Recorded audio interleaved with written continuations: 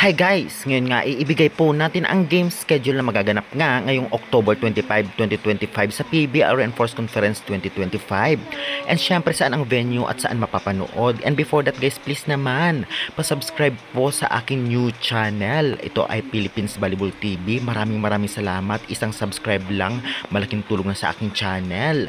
Kaya guys, huwag na po nating patagalin pa. Ito na po ang game schedule na magaganap sa October 25, 2025. Una magtatapatan nga ay ang NX-led Chameleon versus Signal HD Spikers 4 PM. Ang venue nito ay sa Henares Center, Montalban.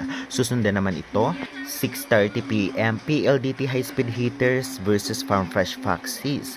Venue Henares Center, Montalban again. At syempre saan mapapanood? Meron to sa Pilipinas Live Signal application, ngunit may bayad. Ang iba may free naman, check nyo na lamang. At meron din po nitong free sa pbl.ph live basta may internet kayo sa inyong cellphone.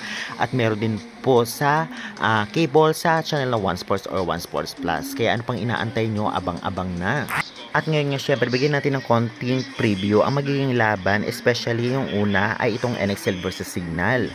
Well, halos magaling din ay ang NX-led ngayon, ngunit hindi gaya ng dati. Ngunit syempre ang Signal, napatunayan nilang malakas sila nang matalo nila ang PLDT, kaya syempre magiging magandang labanan to. Medyo mahina lamang ang import nga nitong NX-led, samantalang baka makapaglaro na rin ang new import ng Signal. Next game, PLDT versus Farm Fresh. Tiyak na magiging magandang laban ito, lalong-lalo pa still undefeated ang Farm Fresh at ang PLDT naman ay tinalo ng Signal. Ngunit kung pagbabase natin ang performance ay parehong malakas ang team, parehong malakas ang import. Kaya tiyak gandang laban ang ating mapapanood at kaabang-abang ito. Kaya guys, excited na ba kayo? Kung ganun pa man ay i-comment nyo na yan at huwag kalimutan mag-like and subscribe for more valuable updates. Pa-subscribe guys sa new channel ko. Thank you very much.